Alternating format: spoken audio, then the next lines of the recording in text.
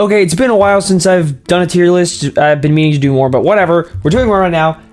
Last year I ranked all of the manga published by Kodansha that I'm reading in a tier list, and this right now, hopefully this won't be a yearly thing, but right now I'm going to be ranking all of the manga published by Shonen Jump underneath Viz that I'm either currently reading or recently finished in like the last year or so.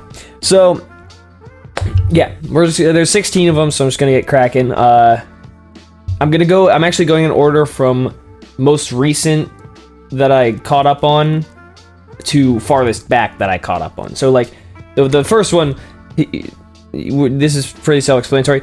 The first one, the most recent one, Shonen Jump Manga I caught up with was One Piece, and I don't really feel like I need to justify that One Piece is an S tier.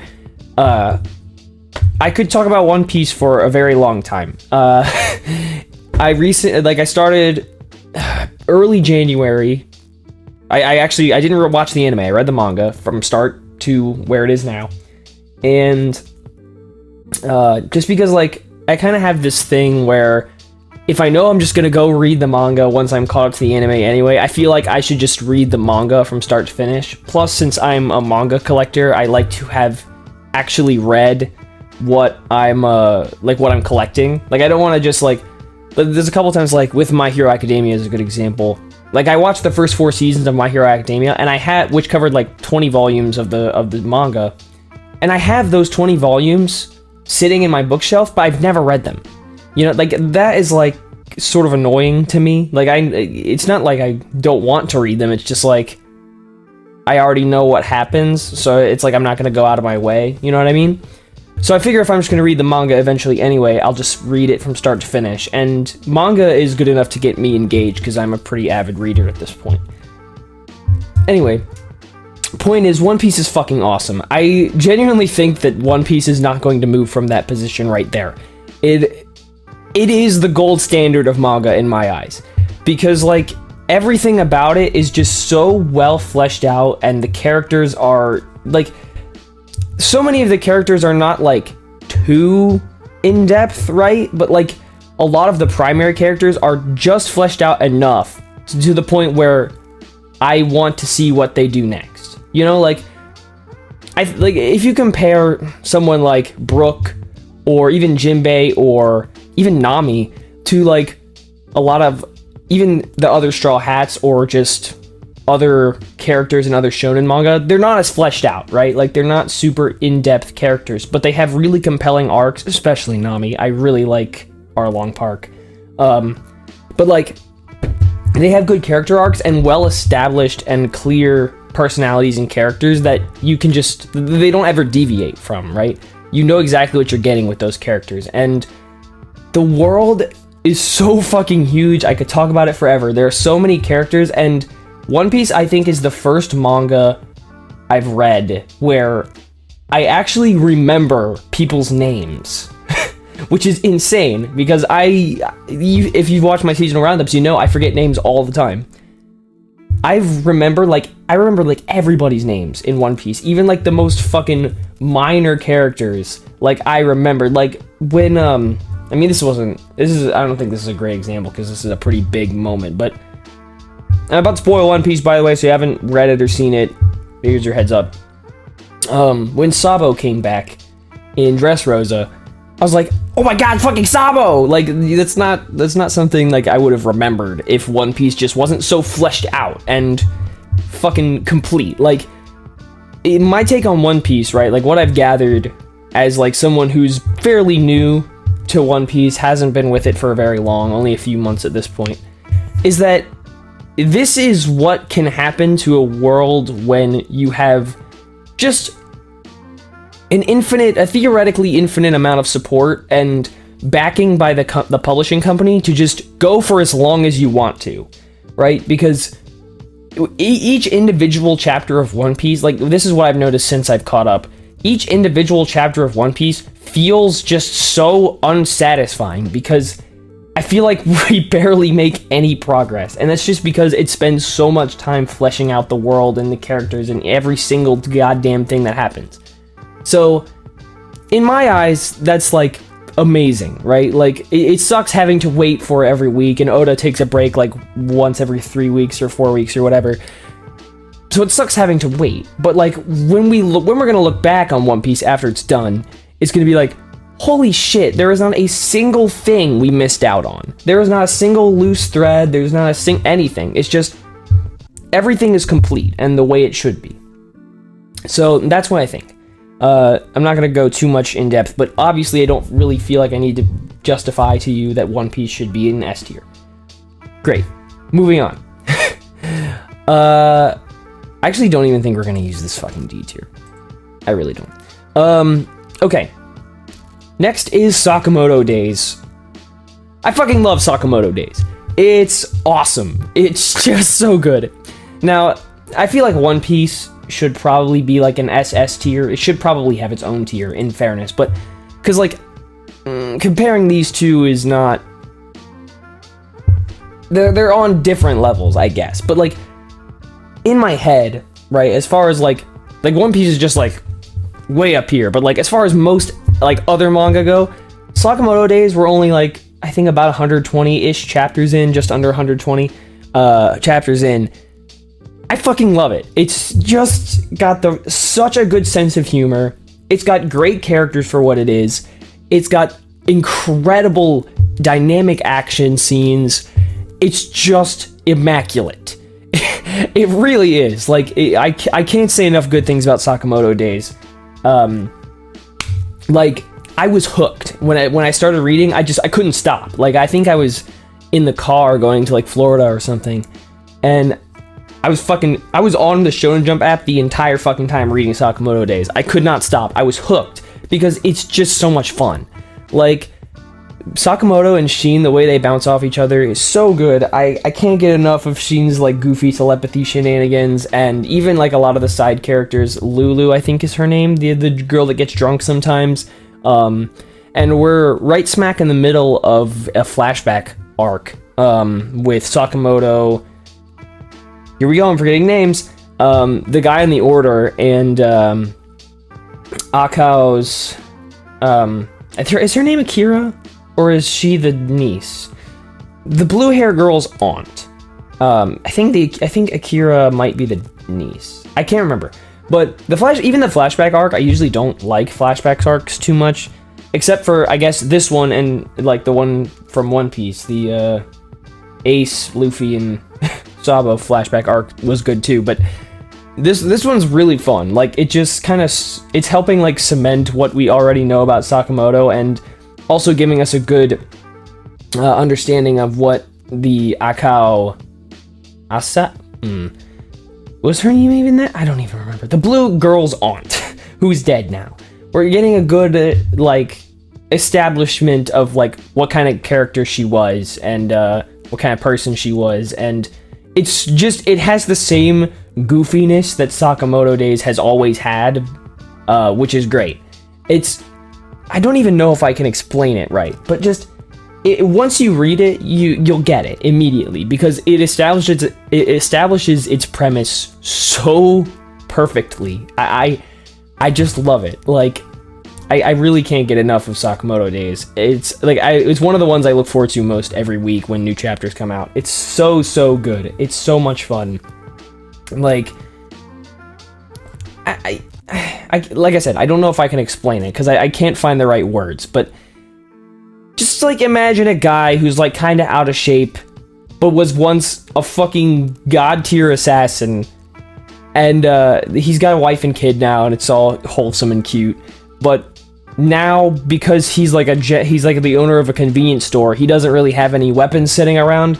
So all of the assassin fights that he does, he uses like ballpoint pens and like bottles of cola to like throw at people and shit, and they do more damage than the weapons the other assassins are using. Like, it's so fun. I love Sakamoto Days. Oh man, it's got like, oh man, I can't say enough good things about the action too. Like the way that oh god, I forget the mangaka's name now, but the way that the author draws the action sequences is fucking awesome. It's so dynamic, and it's like Jujutsu Kaisen levels good. Like, it's so cool to see, and it's got the right sense of goofiness. It's not too overbearing at any given point, and yet it somehow still feels kind of awesome and epic. I can't say enough good things about Sakamoto Days. Fucking read it. It's so fucking good. Anyway. Moving on. Next is Dr. Stone. I'm gonna go ahead and place this. It's S tier, of course. Like, there's gonna be a lot of S tiers. I fucking love Dr. Stone. It's kind of like, I'm not sure how to put it into words, right? But like, for a show, for manga, because I actually did, again, I read the manga from start to finish before, because I have since watched the anime, but when I first read Dr. Stone, it was for the manga from start to finish. And it's like, I wasn't expecting it for like this manga that's like kind of based around scientific principles and like just making things using scientific concepts to be as much like just a good shonen manga as Dr. Stone was. Like, it has characters and moments that not only fit the premise and the story that's been told up to this point, but also are like on the same level as like other moments from actual like action-based manga. Like, they made me as hype, right? Like, it's just good. It's just so solid, and it's got such a cool cast of characters that like are so fitting and interesting and fun. Like, it puts all the focus on the right characters while still constantly expanding its cast, and it's even got a good sense of humor. And I mean, assuming the science is correct, it's even really well thought out. Like, there was a science checker, a science fact checker, which is kind of nuts. But yeah, like, it's just got everything. Like, for a manga that's got so much science behind it, it still is so hype, and it's got such a great story. Like, actually having like Byakuya and the whole, like, oh man, I'm forgetting the name of the spaceship. The spaceship's, oh my fucking god, now I just can't even think of words. The people who were on the spaceship, and their descendants being the people from Ishigami Village, who Senku eventually meet and recruit. Like, that is elite storytelling. Maybe a little bit cheesy, but it's still so good. And like, the way they play off, like the way they actually execute the reveal of all that is, and like show how Byakuya is like constantly still influencing what Senku is able to do, and it's really, really good. And the season 3 of the anime is coming out right now, and Treasure Island is actually my favorite arc of Dr. Stone, so I'm hoping once we get there, it's gonna start getting really good. So yeah, it's really good, and like, the pacing I feel like is solid. Like, just the way it's constantly evolving, like from, you know, actual primitive levels to modern technology, and even going beyond that. I will say, I think the very end, I'm about to spoil Dr. Stone again, so like, more spoiler warnings here.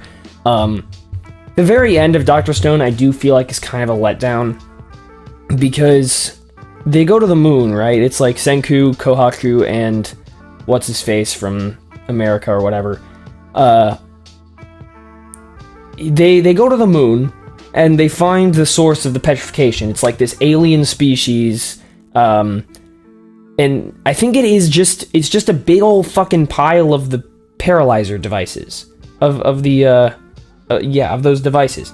And they start talking to Senku, and kind of just nothing comes of it. Like, it's, you know, they're just like, we just kind of wanted to see how you would react to it, or something along those lines. Like, maybe they had another goal that I'm forgetting, but regardless, nothing really changed because of that. They just kind of like found, it's like, oh, so here's how everybody got petrified.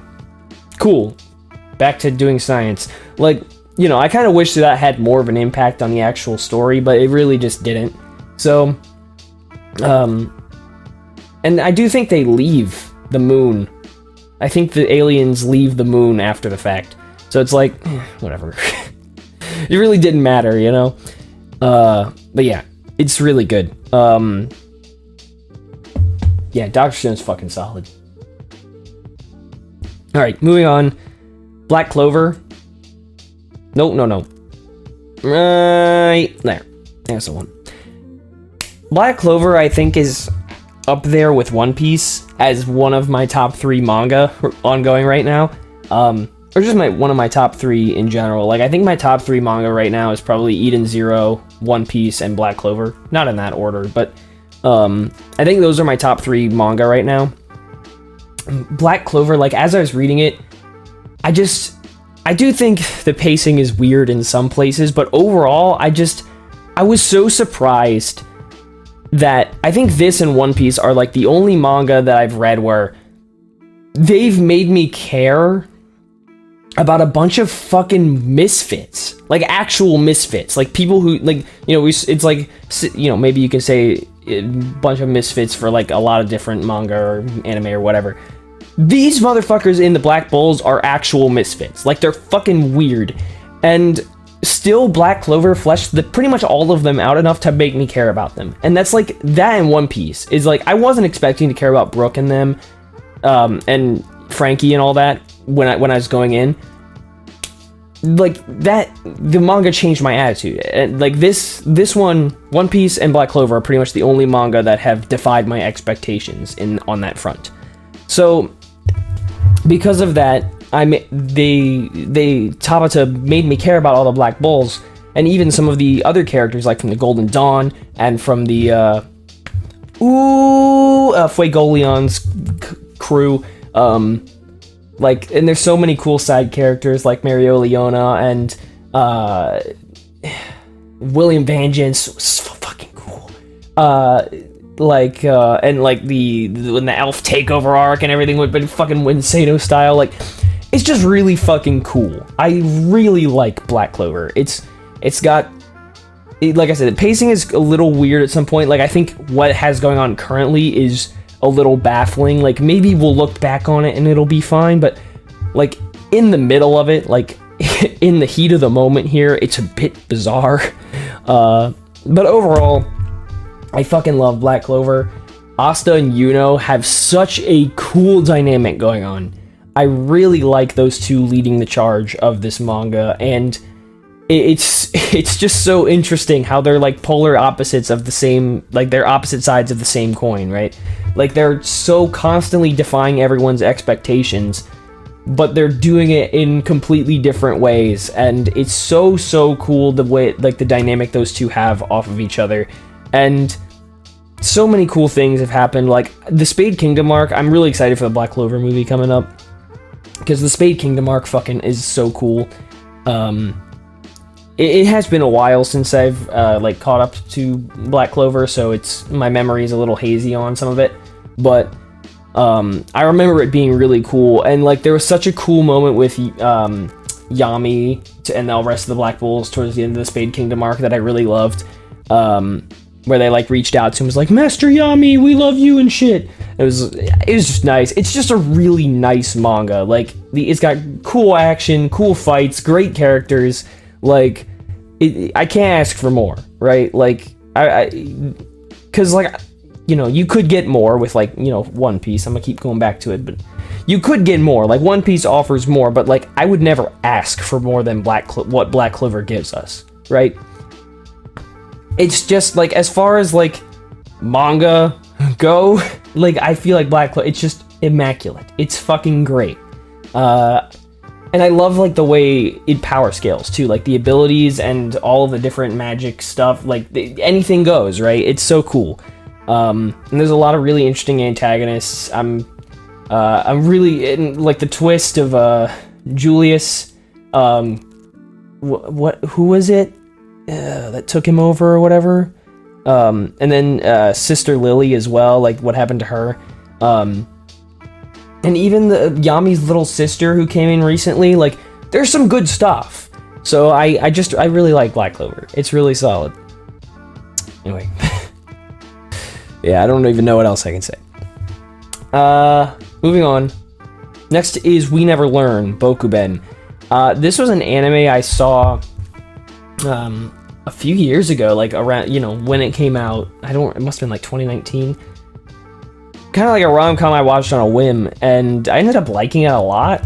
So eventually I came around to going to actually reading the rest of the manga, and for a rom-com, it's definitely up there with my favorites, I think. Like, it's got a good sense of goofiness. The characters are actually pretty fleshed out and kind of interesting. Like, definitely as far as rom-coms go, this one's pretty top tier. Like, I think my favorite rom-com is still the quintuplets, but this one is, like, very close. Like, pretty damn close. Like, it's got great characters. It's got a really good sense of humor. Its pace, it doesn't, like, drag on for too long. It even has 5 different endings, which all of them are pretty solid. I think the primary one, like the first ending, is probably my favorite of them all. But, yeah, like, they're not bad. Like, they add to, like, the experience, I think. Like, it's cool to see each of the love interests get their own ending. It's cool. So, yeah, like, it is kind of centered around, like, academic, just academic studies in general, and, like, there's a lot of focus on, like, struggling to figure out what you want to do with your future, which is can hit very close to home, and did for me too. So it's like, it's cool. It's just a cool manga. I can't really complain too much. It's just solid. So, good rom-com for sure. All right, next up, Mission Yozakura Family. This, obviously, I did a recommendation for a while ago. I think what it's done kind of recently has been a little bit strange. And I don't particularly like where it's going with, like, I'm totally cool, and I like the idea of Taiyo and Mutsumi having kids, right? Alpha and Hifumi, if they had just existed, that's fine. I'm totally cool with that. I think they're adorable. I just hope that this little stamp collection thing they're about to do doesn't take too long. Because if it drags out for too long, then I'm just gonna get bored. Because I always just loved what it had going on earlier, right? Where it just had these shenanigans with Taiyo trying to fit in with the Yozakura family, and they all had their own little quirks and their own missions, and it was funny and cute, but it still had some solid action and spy shit going on. Pretty much everything leading up to the time skip, I think, was really solid. I think maybe this was intentional, but the arc right before the time skip kind of climaxed at a weird point. Like, I didn't really feel like I got enough action, like all the action I wanted out of that previous arc. But regardless, I do really like Mission Yozakura Family. I think it's really fun and underrated. Like,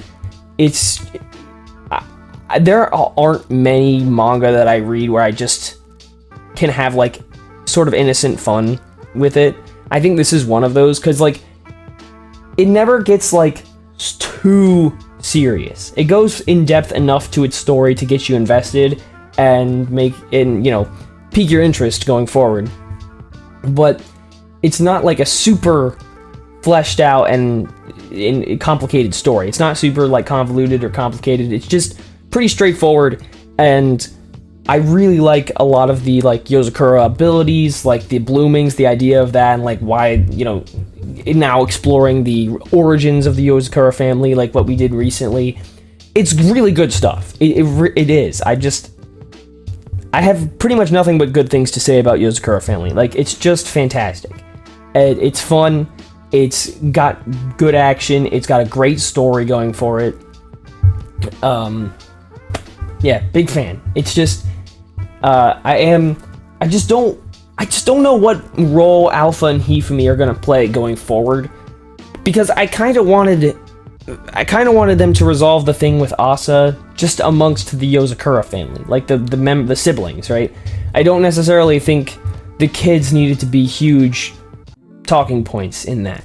I think it's fine that they had kids. Like, it makes sense. Like, God, they're already 4 and what? So Mutsumi must have had them when she's like 18, which is fucking crazy. But, and I like the kind of teaser that Kyoichiro dropped in the most recent chapter, where this, like, Alpha and Hifumi's generation could be the last of the Yozakura family, like them having special abilities. I like that. That's interesting. So, and I think that it really caps off what where the story is going. Like, I think it's a good point to end on for like the Yozakura bloodline, I guess, to sort of like dynasty almost, like the special ability stuff, to kind of end with Alpha and Hifumi's generation. It makes sense, because once Asa is dealt with, you'd think that's it. So, but yeah, I really like Yozakura family. I think all the characters are so fun and really nicely fleshed out, and the story's great. So, big fan. Next up is Astra Lost in Space by Kento Shinohara. You know what? I was surprised when I read this. I didn't see the anime back in 2019. I've since watched it, but I read this first because I was curious. And I think I had actually been reading Witch Watch already, so I was curious what he was doing, or what he had done previously. I genuinely think this is as good as under 50, I mean, it's just barely under 50 chapters, but under 50 chapter manga, this is as good as they get. Like, genuinely, I was taken off guard by how much they explore the characters and how many different facets of the characters and even the world around them they explore in less than 50 chapters. And even concluding on a great note. Like, I think it's a really nice, uplifting, cool note that they end on with, I think the main two get married, or they're getting married, and then but they're going back into space, and it's got a really great hook, right? It's got solid characters that are interesting and get fleshed out over time, that have kind of interesting talking points, and even the environments around them are really nicely designed, and the pacing of the story is nice, and there's always something to a lingering thread to keep you interested. When they went into that Among Us mode and was there's an imposter on the ship, someone who's trying to get us killed, and they're trying to suss out who it is. It's got so much intrigue going for it, and in so little time. It's great. It's so surprising how good it is. So, and I like I said, I think the characters are pretty nicely fleshed out. It's just really solid. So, big fan of Astra Lost in Space. I think it's got the right amount of drama too, a lot of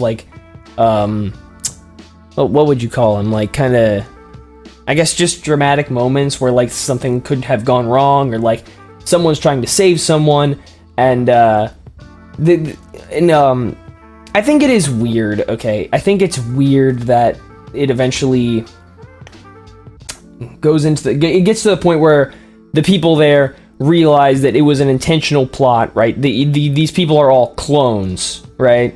They're clones of their parents or whatever, and or of somebody they're related to or whatnot, and that they were kind of someone had intentionally been trying to get rid of them. So that's kind of bizarre, but that kind of comes out of nowhere too, the whole cloning thing. Oh yeah, by the way.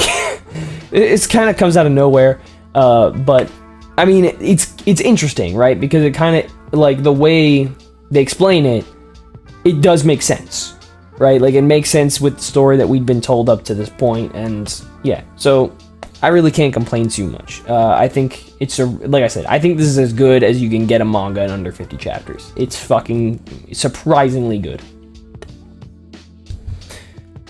Okay, next up is Spy Family.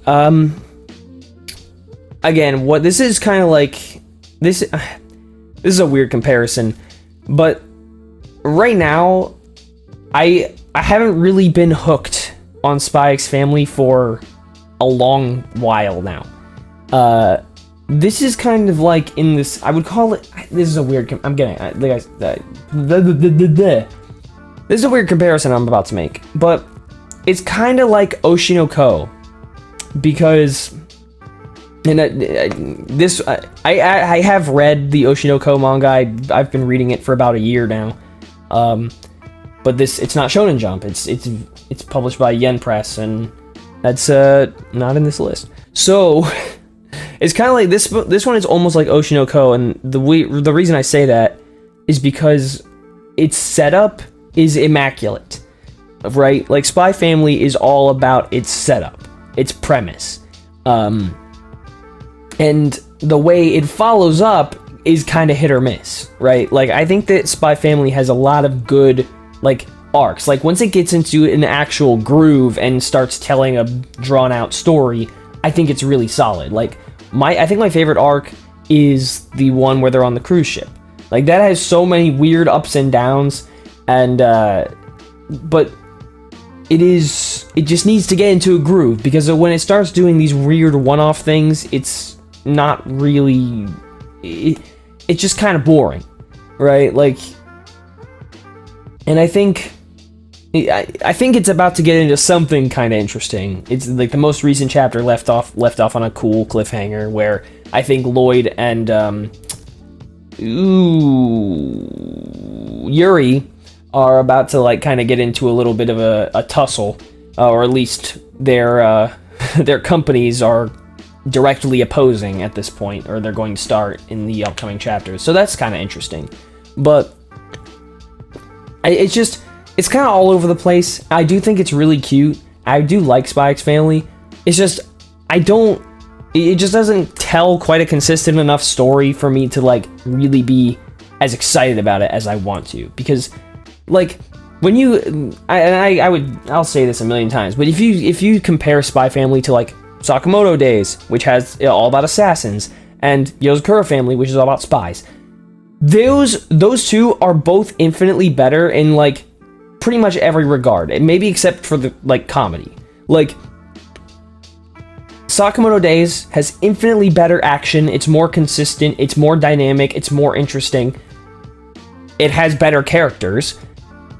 The same can be said for Yozakura Family, but the Yozakura Family focuses more on the story aspect, like the plot, and it's so much better. Like, there are better options if you actually want something that's more like spies or assassins. Like, if you actually want something like that, that's where you're going to find it, not in Spy Family, right? Like, Spy Family is just, it's more like it's a comedy routine, right?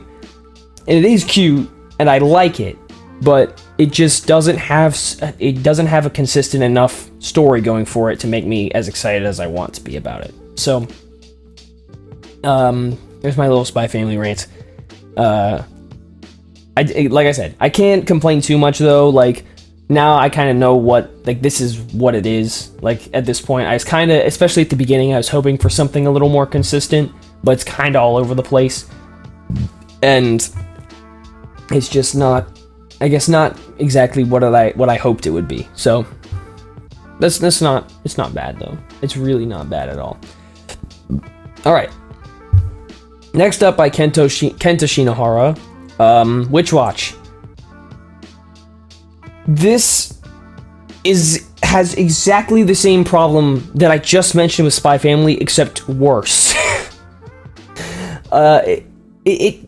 There is a consistent narrative, like, or there's supposed to be, but it's incredibly on and off. Like, it's so all over the place. Like, the amount of wackiness it's a little over my head at this point, between all of the different wacky shit that the characters have done at this point.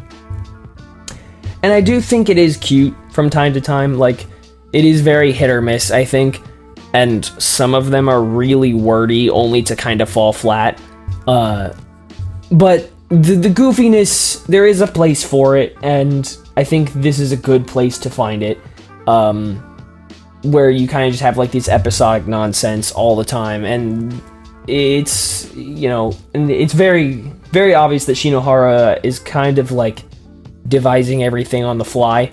like a lot of the goofy chapters, he's just kind of like, I want to do a chapter where Nico, Morihito and the boys start fucking start live streaming. They make their own YouTube channel. Or like, I want to do one where Nico casts a spell that like turns people into that like turns people into a walking refrigerator. Like just random shit all the time, and it kind of really gets in the way of the narrative, because I don't think the narrative is that bad. Like the overall plot and like what we'll take away from Witch Watch is really not that bad, but there's just so much goofiness. And even I believe there's been 2 chapters now that are actual chapters of just another manga entirely that exists within the universe of Witch Watch, which is goofy, and I don't really read them. I just kind of skim them. But like, I don't even think that bit with the otaku teacher and the artist girl on Twitter or whatever, I don't even think that's that bad. Like, a lot of the goofiness, it really isn't that bad, or it's certainly not intolerable. But it's just, I just kind of wish they would get on with it. I just kind of wish we'd move on from the goofiness and just tell the narrative, right? But I do think kind of recently, like what they've been doing, what Shinohara's been doing with addressing Nico's feelings towards Morihito and how he's gonna respond to them, it hasn't been bad. So I hope that kind of gets expanded on a little bit more, because the last chapter was a letdown. But whatever. Anyway, not bad. I don't hate Witch Watch. It's just, I just wish it would get on with it. Alright. Next up is Fire Punch, by Tatsuki Fujimoto. This one, I don't even really know. Maybe it's higher, maybe it's not. Like, maybe we'll put it higher. Like, Chainsaw Man is not my cup of tea, right? Fire Punch was really not my cup of tea. I mean, wow. Like, it's been I think this is I caught up, I finished this, like, early in 2022, so this one's far back in my memory at this point. But what an insane fucking ride. Like, I don't even remember what I took away from it, because it just I remember it ending like so weird. Like, I just remember like maybe the main character like climbs into a plant and like starts existing there forever or some shit, like something about eternity and all that nonsense. But like, this shit is so fucking wild. Like, and not the good kind of wild, right? Like, it's kind of just, it really, it's like everything that Chainsaw Man is, but just to a higher degree. Except the action is not as cool as Chainsaw Man. Chainsaw Man has way better action. But, like, yeah, it's just all of the weird shit about Chainsaw Man to just the next level. I don't even know how to describe it. I just don't remember liking it that much.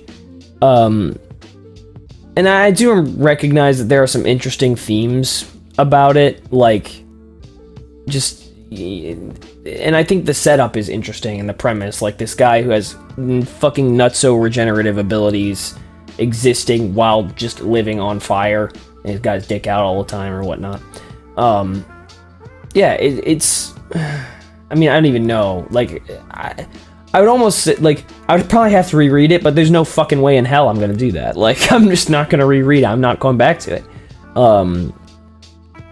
So it's fairly interesting, I guess, but it's just so morbid and weird.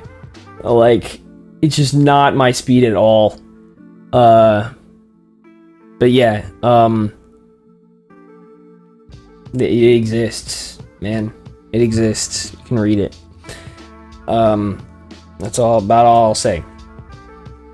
Okay. Kaiju number 8. Holy fuck, I love Kaiju number 8. It fucking rules. It is, I don't like waiting every other week for it. but I understand why we do, because a lot of the art is nuts, but it's fine. Like, Kaiju number 8. Now, I've not read, like, a lot of, like, or even really seen a lot of, like, Kaiju-related anime or, like, mechs and all that. This one's just a lot of focused on just Kaiju in general. But the hook is so good, and the way it fleshes out all its different characters is fucking phenomenal. Like, the art is beyond stunning. It's so good. It's just immaculate. It's one of those that I fucking love. Like, oh man, like, so much good action. It's got a really great narrative going for it. Like, probably it's not an incredible narrative, it's more like a serviceable narrative, but the way they execute upon it and, like, really get you, like, intrigued and excited about what's gonna happen next, it's just so well done. I absolutely love what Kaiju number 8 has going on. So yeah, it's just kind of slow, right? Like, it takes its time, and it should take its time, but it's like, I want it faster. Maybe that's just me being greedy, but yeah, it's just really fucking good. So what else do I even say? Like, the main character and, like, his aspirations to, like, finally be of use to, like, the kaiju cleanup companies or whatever, or the kaiju extermination companies. And, like, this one was, I read it around the same time I caught up with Fire Punch, so it's a lot of the meat of it is very far back in my memory, but it's just really good. I remember absolutely loving it, and even a lot of the side characters, while not super fleshed out, are interesting and have very defined roles to play in the world. And I love the way number 9 has evolved up to this point and changed his tactics and executed upon them, and, like, it's just so good. It's so fucking cool. And again, this kind of has another interesting dynamic, kind of in the same vein as Asta and Yuno, with Kafka and who the fuck is the other, like, the little kid? He's not little, but the kid who's, like, kind of going Insano style and getting it's actually very similar to, it would be very similar to, like, Asta, Yuno, and Noelle. It kind of has the three main characters are very similar to those three. Kafka, what's his face, and Kikoru Shinomiya. They're very similar to those three, but they kind of have, like, the same vibe going on between them. So yeah, it's like kind of in, I guess, in the sense that, like, Kafka grows in a way that's against the norm, you know, being fused with Kaiju number 8, while the other guy grows in a way that's just exceptional, but along with what people would probably consider the norm. And then Kikoru has family issues and works to overcome them, but she's like a natural prodigy. She just has to, like, overcome her trauma. So yeah, it's very much the same as, like, Asta, Noelle, and Yuno in that way. But I really like what all the characters do here, and I love the action sequences, and the art is fucking phenomenal. It's just so cool. I'm really excited for the anime. I hope it drops in, like, the winter. That would be awesome. But yeah, Kaiju number 8 is fucking awesome. Okay, Chainsaw Man. I'm against my better judgment, I'm going to have to put it in A tier because it's just not my thing. I recognize how good it is, and especially after seeing the anime this past fall. And I read Chainsaw Man back in 2021, the first chunk of it. So that's, but again, after being reminded of it by seeing the anime this past fall, I definitely realized what an interesting character Fujimoto's created with Denji. I like, and the way that different characters sort of exploit points in the world, especially Makima. Like, you can tell from so early on, like, especially in retrospect, how she's manipulating Denji. It's so interesting, and And a lot of, dude, even in the anime, the action sequences are great, but Fujimoto's action scenes are so crazy, even in the manga. They're fucking nuts. So, I definitely like the first chunk of Chainsaw Man more than what's going on right now, but I do think it's gotten better recently. I do think, I think it might have been worth the setup, even, because what Asa and Denji have going on in this current arc is actually kind of interesting, and it's different from what Denji had going on with the other characters in the previous chunk. So, yeah. And I really like the final, the climactic point and the climactic arc of the first chunk of Chainsaw Man. It's fucking wild, but the good kind of wild. So it goes in so many different directions that I just wasn't expecting, and so many things happen that it's just fucking beyond me. So yeah, it's a great manga, but it's just not really my speed. I definitely prefer all of the ones in S tier over it. I don't think I could tell you exactly why, but it's just, I guess, the morbidity of it, and just how, I guess, I don't want to say depraved, but I guess how weird and wacky Denji is as a character. It's a little bit, it's just not really my thing, right? I prefer more just, I guess just more anime shit, rather than Denji being I want to have sex or whatever. I don't know. I just can't. I don't know if I can put my finger on it exactly, but yeah, it's just not quite my speed, but it is very good. So, good stuff. I definitely think what Fujimoto has going on here is so much better than what he had going on with Fire Punch. So, can't complain there. Next up is My Hero Academia Vigilantes. I do really like Vigilantes, especially the first bit of it. The pretty much. Well, I mean, I like all of it, right? Even the final arc, it was slow because it was every other week, but even the final arc isn't that bad. And the ending's not half bad either. As a spin-off to My Hero, I really don't think it was bad at all. It really does a good job of showing you different parts of the world that we don't see in the main series. So I appreciate that about it, and it takes a very different approach with its main characters as well. So, Koichi, I think is just him being just a regular guy with not super high aspirations, but just wanting to help out people if he can. And I like Pop Steps, the way she plays off of Koichi, and even I was about to say the Crawler. That's Koichi. Knuckle Man, his backstory and all that, and the way he's introduced, and his role in the story is not half bad either. It is good stuff, but it does it is pretty slow at some points, and the story's not really anything to get super excited about, but it is. I think it's very good. So it's just fun. It's just a good spin-off. So I think as far as spin-off manga goes, I don't really think it could get much better than this, because it does everything a spin-off should, right? It takes a different approach with its characters compared to the main series. It shows us different aspects of the world that we wouldn't get to see otherwise, and it still has a at least semi-compelling narrative, but I think it's actually pretty solid. So, good stuff. I really like what Vigilantes has done. So, again, the bulk of it, the meat of Vigilantes is very far back in my memory, but I do like it, so good stuff. Alright, next up is Demon Slayer. I can't remember exactly when I finished Demon Slayer, the manga. It must have been in August of 2021. So, that was a long time ago. But I don't know if I want to put it here or here. I think I would probably put Yozakura Family above Demon Slayer if it was finished.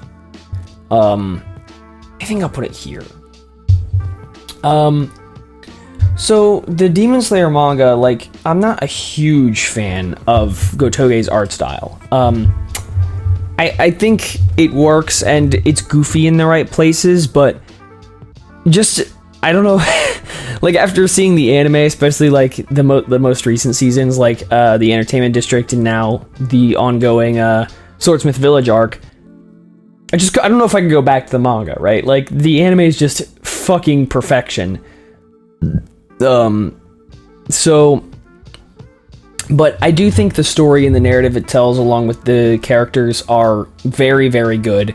So, and one of the things I really like about Demon Slayer is that, it kind of has this cheesy thing, but it's very cool, where, like, Tanjiro, the Hinokami Kagura, actually being sun breathing and being the origin of all breathing is, again, maybe a little cheesy, but I really like that. Like, he just kind of knows it instinctually because he saw, like, it's in his blood, right? Like, he's a descendant of Yoriichi or whatever, the person who actually pushed Muzan into a corner, and then the same person's descendant eventually was the one to put an end to Muzan for good. Like, it's cheesy, but it's nice storytelling. Like, mwah.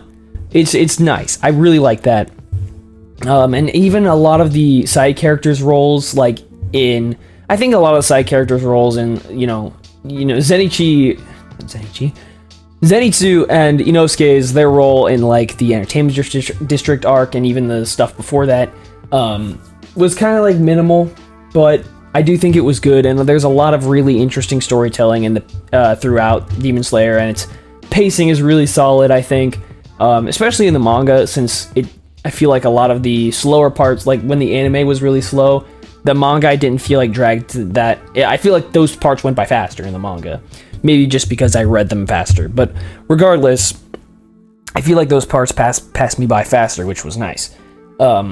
So yeah, and I really like the side, like, especially in the Infinity Castle arc, the way it, like, kind of simultaneously all fleshes out all of the final bits that the characters need. Like, Zenitsu, I can't remember who he faces exactly, but he faces someone in the Infinity Castle that he has a past with. I fucking love Kanao and Inosuke facing Doma in the Infinity Castle. That shit rules. There's a lot of good fights, like against the number one demon with Muichiro and Gyoma. His name's Gyoma? I don't fucking remember. This fucking stone Hashira or whatever.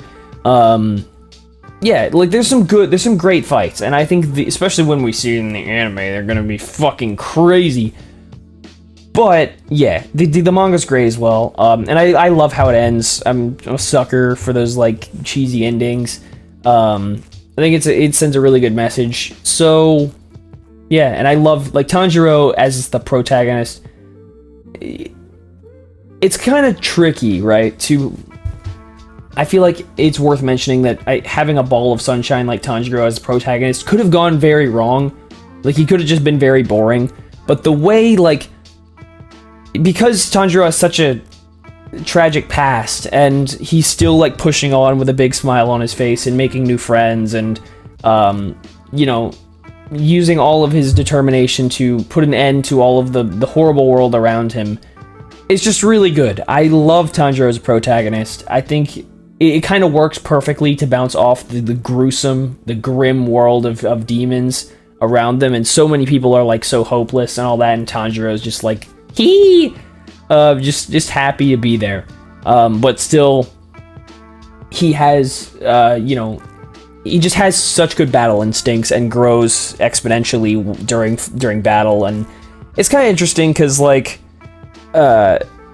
you don't really see him actually train too much. A lot of Tanjiro's primary growth is in the middle of fights, which is kind of interesting, but again, sort of makes sense. So, fair enough.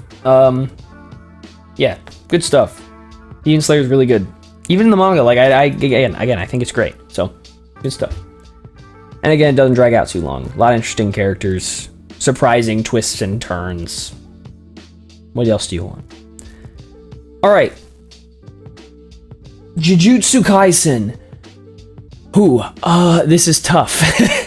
I think for right now, I'm gonna put it here. The reason for that is man, I've never been more confused by a world's abilities. Cursed, anything with the word curse in front of it goes over my head. Maybe I'm just too stupid. I don't pay enough attention. But the point is, I'm so fucking lost. But that being said, a lot of the action sequences are fucking awesome. The story it's telling is really cool. I think it definitely kind of hit a low point for me in maybe not recent months, but like sort of recently, when it was focusing very heavily on like a bunch of side characters just doing random fights that seemed to have no impact on the culling game whatsoever. And like half the time I didn't even remember who they were. And I don't know, it was kind of weird. But recently, and again, big Jujutsu Kaisen spoilers here, so be warned. When Sukuna moved from Yuji to Megami, that was cool. And now Gojo's back, which is huge. It's really ramping up now. So I'm very excited about where Jujutsu Kaisen is going. But, like, just the culling game overall. Again, the rules of the culling game, so over my head. I just don't get it at all. But pretty much everything leading up to the culling game, when the culling game started, was very cool. And the Shibuya incident, like, the twists and turns in the Shibuya incident is fucking the stuff of legend, right? Like, when that shit gets animated this upcoming fall, people are going to go insane, right? Like, we're going to leave a lot of tears and screams and in the wake of Jujutsu Kaisen's second season with the Shibuya incident. It's going to be so fucking wild. And I'm sure Mappa is going to knock it out of the park. So it's got a good story. It's just very, very confusing sometimes. And I don't want it to, like, we're kind of approaching the end here. Like, we're kind of starting to ramp up towards our conclusion. And I just hope it doesn't drop the ball. Like, I don't think it will. I'm sure Gege has a good plan for it. But I just don't want it to drop the ball towards the end here. So let's just hope it all turns out well. But yeah, I do like, again, I like the characters, I like the story. Well, I mean, most of it is the characters. Most of it is definitely the characters. Like, just Yuji, Megami, Gojo, even a lot of the side characters like Maki and Yuta, that aren't quite as important, but still very heavily focused on at some point. I like them. So there are good characters here. So, I just wish we got to see more of Yuji, because he was gone for like fucking 30 chapters. Like, he was gone for a long time. And, it was just, it's weird, and I might have to go back to it, but it's just, following the overall story of Jujutsu Kaisen and like, what it's been doing recently has been kind of tricky. So, yeah, but I caught up with Jujutsu Kaisen back in like the summer of 2021. So, again, a lot of the meat of it is very far back in my memory, but since then, I've, like, pretty much, I must have caught up around the time Shibuya incident actually ended. So it's been a while since I've been reading weekly, and just because of that, like, it's kind of been hard to follow, because, like, each individual chapter has been not really what I wanted it to be. So, but yeah, it's really good. What can I say? It's Jujutsu Kaisen. The action scenes are really dynamic and interesting, so good stuff. Okay, finally, My Hero Academia. Again, another series getting close to its conclusion. I think now, and again, I got reminded of a lot of it thanks to season 6. This I caught up with. Must have been around the middle of 2021, maybe the first half of 2021. I don't remember where I was when we caught up. Maybe around Lady Nagant? I don't remember. But regardless, that must have been before. I'm drawing a blank. Point is, this series is very, very good. I'm not particularly surprised that a lot of people fell off around season 5, right? Because that was where I picked up. I picked up after season 4. So I jumped, when I started reading the manga, I picked up right at the fucking Class A versus Class B, which lasted a little bit too long. So I know the struggle, and it does kind of have its ups and downs, right? Like, it's a big dichotomy between what happened in the first half of season 4 versus the second half. There's no denying that.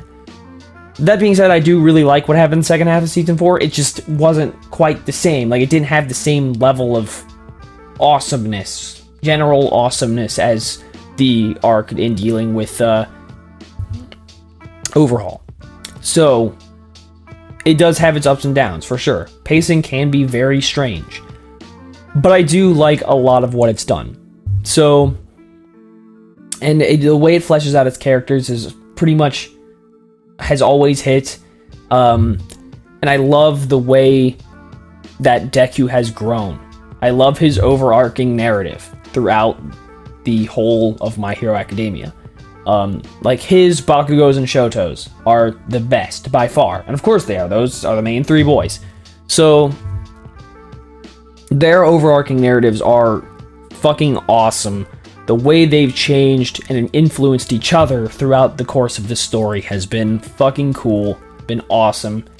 And even in the manga, a lot of the action scenes are really fucking cool too. So this one's just really solid. Especially story-wise, this one has a great narrative going for it. Like, especially like when My Hero ends, and you know what we take away from it, we're going to remember the overall story and the way things built upon each other, and like how each individual step eventually led to the heroes kind of falling from grace, and then they eventually pick it back up, and you know, and I think what it's been doing recently with the, you know, kind of, it's all coming together now. Like, everything's throwing everything at once, because the big old climax. I do like what it's done so far. It's been wild and wacky, and it's been like, I think the pacing has been, it has been a little all over the place, but overall what it's done in this final arc has been very cool. And especially in the recent chapters with the Todoroki family, I'm really a big fan of what's happening here. With like the like Dabi's big old explosion, and now the rest of the Todoroki family getting involved, and even like a lot of the sequence of events that just happened in the big climax up to this point. Like, I don't really get them all. Like, I don't really know how All For One is de-aging. That kind of goes over my head. But a lot of the stuff that has happened has been very cool, and it's giving it's given a surprising number of the side characters moments to shine and show how much they've grown since the start. So it even references points like stuff that we might have thought wouldn't really matter before. Like, I remember Jiro's moment in the climax arc that was like kind of referencing the growth that she went through during the festival arc. So like, it's good stuff. And you know, Lady Nagat came back recently, which was super cool. It's just a big smorgasbord of all of the important characters we've seen all on, and even fucking Gentle what's his face came back, and like La Brava. It's just a fucking huge kabang of all the important characters we've seen over time, and it's great. Like, you know, it's exactly what it should be. And I think the things, now that we've gotten around to like dealing with Dabi, I think the big things I'm still missing are Toga, dealing with her, because I want to see Ochako and Toga kind of do whatever it is they're gonna do, round out their little their beef, I guess, and just see Deku and Shigaraki's big fight, right? Because like it's kind of been like building up,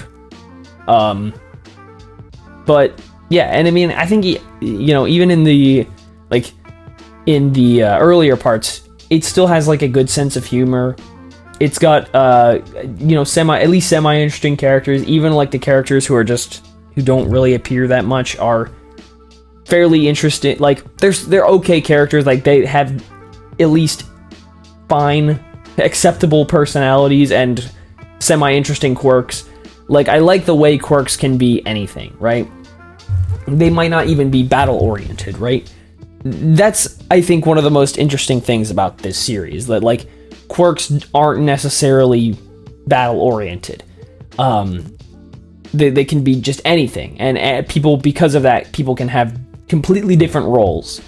So I really like that about it. So it's just really good stuff, and so many characters have such good overarching stories and growth and development. All Might, Endeavor, just fucking name them off, right? Hawks, even, like, there's a lot of really good stuff here. So I think I just prefer, personally, Black Clover and One Piece. Well, One Piece is better, but Black Clover and My Hero are probably about the same level. I just prefer Black Clover personally, just because I think it's had less, going all over the place. Black Clover's been more steadfast and interesting, but My Hero has a lot going for it. So I understand like why people might have fallen off, but I think it's a shame, because what it has going on currently is great, and especially with the Vigilante Deku arc and everything past that, even with the one before that, whatever it was called, the where the heroes and the villains fought and all that nonsense. Even that was good. Like that moment when Bakugo is like, my body moved on its own and all that.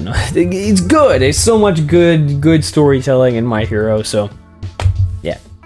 Anyway, that's the tier list. I'm moving Fire Punch down to C. Anyway, yeah, I definitely want to do more tier lists, so I'll probably come back and like rank a bunch of the other manga that I'm reading. I probably won't. The Shonen Jumps are a lot of the big ones, like, a lot of the really long running series. A lot of the other ones I'm reading aren't quite as expansive. So I definitely want to do another manga tier list soon to cover all the others that I'm currently going through. So yeah, I'll be back soon, hopefully. But the next video you'll see is probably the seasonal roundup. Or the short. The one of the What's Your Best Girl, that nonsense. One of those two. Probably the girl. Best girl. But then the seasonal roundup, probably. But I will do another tier list at some point soon, hopefully. Anyway, see you then.